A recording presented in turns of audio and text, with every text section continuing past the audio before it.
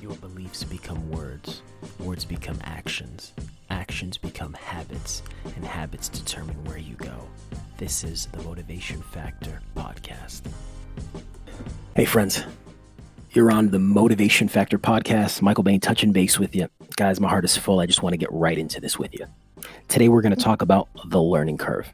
Now real quick, I want to thank you for coming on. Everyone has 24 hours in a day, right? If you're still alive. Right. Number one, blessings upon blessings. Number two, with the 24 hours in a day, you're choosing to spend time here listening to this podcast, and that means the world to me. So my goal in every podcast is to bring you value added content where you're better after listening than before you came in, than before you had listened. So I want to talk about the learning curve. What is the learning curve? So I go more about this in my ebook coming out, Discovering Your Talents and Giftings. Right. So questions you can ask yourself and principles you can apply to figure that out sooner versus later.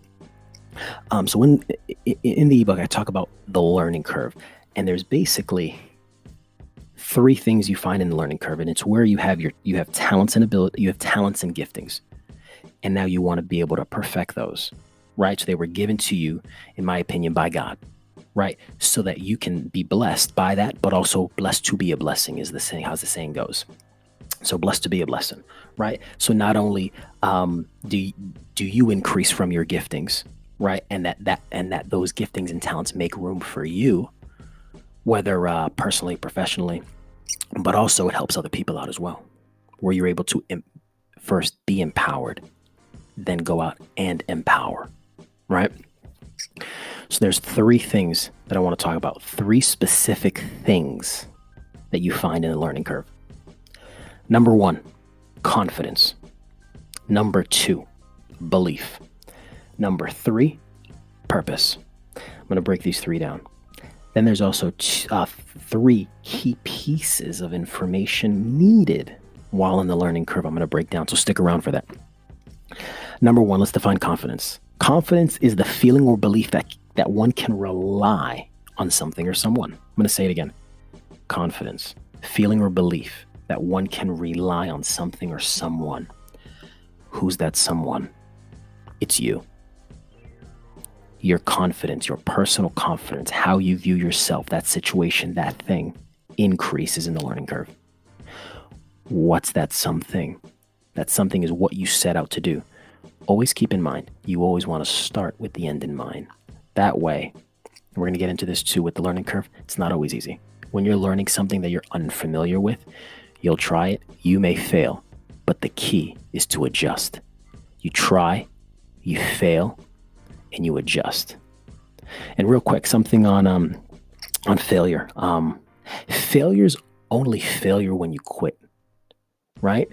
The saying goes, a quote from John Maxwell, and I'm paraphrasing, is if you're going to fail, fail forward, right? Take ground as you're falling forward, so when you get back up, you're 2 steps ahead versus 2 steps back, and then learn from that.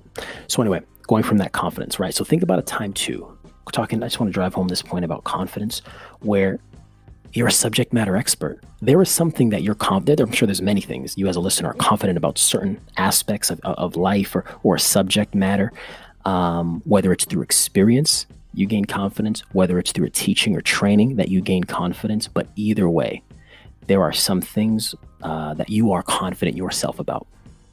Okay. Number two, belief. So by definition, the belief is the foresight to see it can be done or that something is true.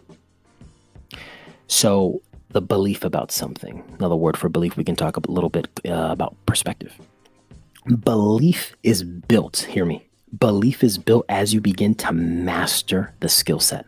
It's the set of skills that you're acquiring and practicing to make not perfect, but permanent. Practice makes permanent. Remember that. Going back to this, belief is built as you begin to master the skills or skill set needed. It's those small victories along the way that build your belief in the learning curve, which actually ties back to confidence, because as you receive those small victories, some small, some big, but either way, as you begin to start to win, right? As you begin to win, your confidence increases. It all ties together. Right. And then number three, purpose. By definition, the reason for which something is done or for which something is created. Fact of the matter is, if you're alive and you're hearing this podcast, you were created on purpose with purpose. Regardless of what you believe about infinite intelligence, a creator, regardless of what your standing is, we're a bunch of atoms formed together by accident, whatever, it doesn't matter. You're here for purpose. You're here for purpose. And my goal in this, obviously, is to motivate and inspire you to then go and be a blessing, to go empower others. First, yourself, be empowered to know that you can do whatever you set your mind to do, especially based upon your talent and giftings and what's already on the inside of you. And I'm not going to go into that. You can read the book. But those three things are found in the learning curve. Now, there's also three key pieces of information I said that I was going to talk about with you in the learning curve. So what's needed in the learning curve as you're gaining confidence, as you're increasing in belief, and as you're finding purpose, right, for your life and what you're going to be doing. Number one is focus. Number two is massive action. Number three is self-awareness. And I'll break this down. Focus. The decisions you make and in the seasons of life that you make them in determine overall your outcome. Whether your outcome is good, it's better, or it's the best that it can be. Whether it's small, whether it's medium size, whether it's large, small, medium, large, right? So your ability to focus, okay? If two people, person A, person B, set out to do the same exact thing, and let's say they were riding a bike. Person A, person B, they're the same age. They have the same innate talents and giftings, the same IQ level, self-awareness, whatever. They're equally matched inside and out.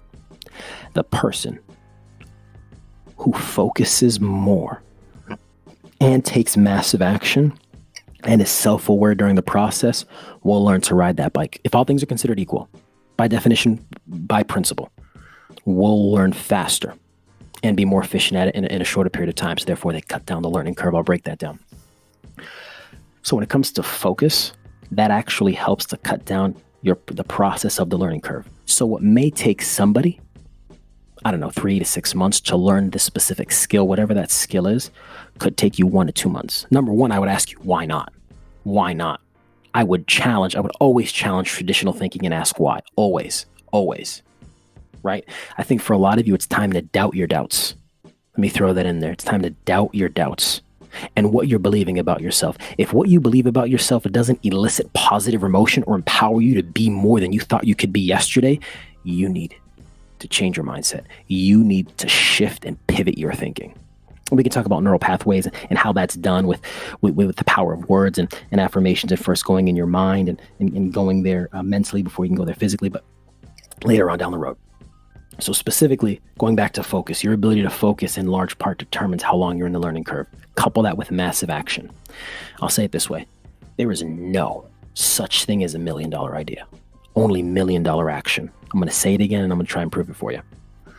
There is no such thing as $1 million idea, just $1 million action. How many times have you seen on QVC or as seen on TV ads, a product that you yourself may have thought of years ago or had heard somebody or talking about one night and you saw it on TV, or you saw it and go, yo, I'm angry. And then you ask yourself why you're angry, and it's because, why didn't I think of that? That's so simple.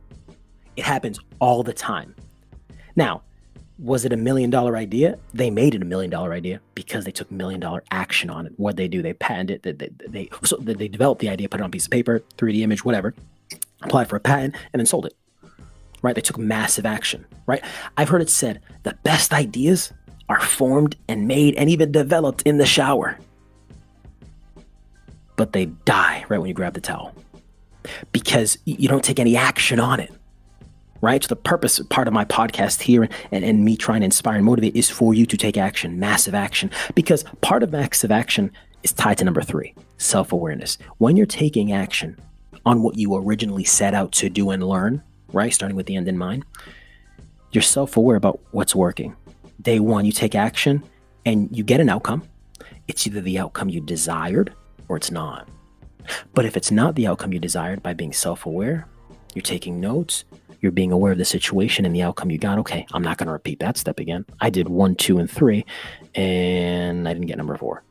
Okay, so let me take a step back. Let me try this. And what are you doing? You're trying, you're failing, you're adjusting. You're trying, you're failing, you're adjusting, right? You'll eventually get there if you don't quit. If you're paying attention, right? Success leaves clues. Recipe for success. If you have a mentor, somebody you follow, right? Somebody you look up to, and they've accomplished something you're looking to accomplish, figure out what they did, do what they did, and you could eventually have what they have in some way, shape, or form, right? The same is, I could say, I love to talk about sales. The same with me having a sales background. I believe that there are certain people that have a gifting for sales like it's nobody's business, and it just comes natural for them. And you got to be careful, because with certain talents and giftings you have, if you don't work it right, if you don't really take it seriously and really develop it and hone your skills, let's say you're on a scale from 1 to 10, you're a 10, 11 in sales, but then you get somebody who's 7 or an 8, but they're willing to have a work ethic and wash, rinse, repeat, try, fail, adjust like it's no one's business. They, in my opinion, would blow past somebody. They could operate at a 12 and a 13. Why? Because everything that they earned, everything that they had, they earned. They took it. They took it. Nothing was given to me. I didn't have this talent or skill, or talent, definitely didn't have the skill because I didn't develop it, or gifting innately, but I developed it because I wanted it more. And that ties also to desire, right? Which ties to belief, which increases your confidence, which then ties to the purpose. Now, going back to this. So, massive action. Number 3, self-awareness. Being self-aware will allow you to figure out whatever the problem is eventually. If you're constantly hitting your head up against the wall, right? The definition of insanity, doing the same thing over and over and over again, expecting a different result, right? That's crazy. But if you're self-aware, all right, you take a step back, reframe your mind, look at the whole picture, look at the situation from a different angle, and then compare the notes. All right, I did this didn't work. All right, let me switch it up and do this, right? And I'm not going to quit. Because if I fail, which is temporary because I'm not going to quit, I'm going to make sure I fail forward, take a step back if I need to, pivot, adjust, and then try again until I eventually get it. And then your confidence increases, right? Your belief increases because you're having those small victories like we had talked about earlier. And then you feel like you're living on purpose with purpose. So with that being said, those 3 things, focus, massive action, self-awareness, you combine those 3 things, and literally what it's designed to do is shorten the learning curve. It's literally what it does. You take massive action, you take ground, you don't take prisoners. And another thing as well, we can throw in there, we can talk perspective real quick. You take action day 1, you don't see a result, that's fine. You take action day 2, you don't see a result, that's fine. You take action day 72, 67, 102, it's fine. When you remember the original intent of why you started something, the results will eventually come as long as your action steps are correct. And by you being self-aware, you can figure and look to those who have gone before you to figure that out. You can see that you're doing the right things, and eventually it'll come, right? Some will call it karma. Some will call it seed, time, and harvest. Either way, it's the same thing. So guys, that's all the time we have on the podcast today. Listen, I hope you got something out of this. My goal is to always add value-based content for you, my people. Love you guys, all of you. If you chose to listen to this, thank you, because you didn't have to. So if you got any value out of this whatsoever, I would ask that you share the podcast with somebody you know. Let them know. Yo, the Motivation Factor podcast. Check this dude out. Your beliefs become words. Words become actions. Actions become habits. And habits determine where you go. This is the Motivation Factor podcast.